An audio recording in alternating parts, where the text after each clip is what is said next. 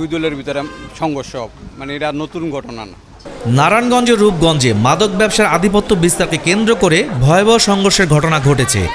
কুত্তা শ্রাবণ গ্রুপ ও নবী ভান্ডারী গ্রুপের মধ্যে ধাওয়া পাল্টা দেওয়া গুলি ও ককটেল বিস্ফোরণে পুরো এলাকায় আতঙ্ক ছড়িয়ে পড়ে। বৃহস্পতিবার রাতে রূপগঞ্জের তারাবো বাজার এলাকায় এই সংঘর্ষের ঘটনা ঘটে। দোকানপাট ভাঙা করে প্রত্যেকটা এমন গিয়ে দেয় যে ফলের দোকান গেলে একটা ফলের দোকানও কিচ্ছু নেই, শুধু খালি কটা পাতা মতো আছে, সব লয়ে গেছে গা।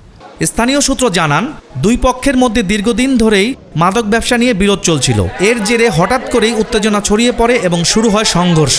মাদক বিক্রি নিয়ে প্রায় সময় মানে দুই দলের ভিতরে সংঘর্ষ, মানে এটা নতুন ঘটনা না। মেলা দিন ধরে, এটা প্রায় 3-4 বছর ধরে আপনার এই ঘটনাটা হইতেছে।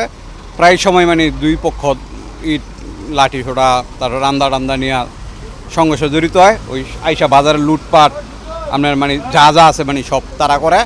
মানে এই পরিস্থিতির মধ্যে আর কি বাজার চলতেছে। বাজারের কোনো দোকানদার মানে শান্তিতে নাই। সংঘর্ষ চলাকালে উভয় পক্ষ একে অপরকে লক্ষ্য করে কয়েক রাউন্ড গুলি ছোড়ে।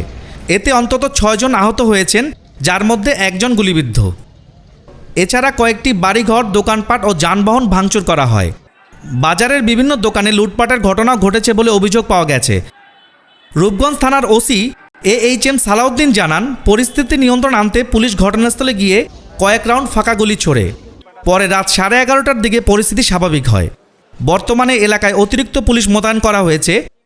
যদিও পরিস্থিতি এখন পুলিশের নিয়ন্ত্রণে, তবুও পুরো এলাকায় থমথমে অবস্থা বিরাজ করছে। দোকানদারি করতে আসি, তো এক পর্যায়ে মানুষ আতালে পাতালে দৌড় মারছে। ছাতা লাগে ভিতরে বসে, পরে আমরা বাইরে দেখি যায় পুরা ভাঙচুর আর কি। তারাবো বাজারে স্থানীয় দুই পক্ষ আধিপত্য নিয়ে, নাজমুল গ্রুপ আর শ্রাবণ গ্রুপ, এদের মধ্যে আধিপত্য নিয়ে দুই পক্ষের মধ্যে দাওয়া পাল্টা দেওয়া, দেশীয় অস্ত্রশস্ত্র, ইটপাটকেল নিক্ষেপ, এরকম ব্যাপক আকার শুরু হয়। এক পর্যায়ে তারা দোকানপাট ভাঙচুর শুরু করে। এই সংবাদে তাৎক্ষণিক আমাদের 2টা মোবাইল পুলিশ টিম আসার পরে এদের পরিবেশ পরিস্থিতি দেখে উভয় পক্ষের পরে তারা সংবাদ দিলে আমরা অতিরিক্ত পুলিশ ফোর্স সহ আমি ঘটনাস্থলে এসে, সংঘর্ষ চলতেছিল, এই সংঘর্ষের পরিবেশ আমরা নিয়ন্ত্রণ করি। এজন্যে উভয় পক্ষের এই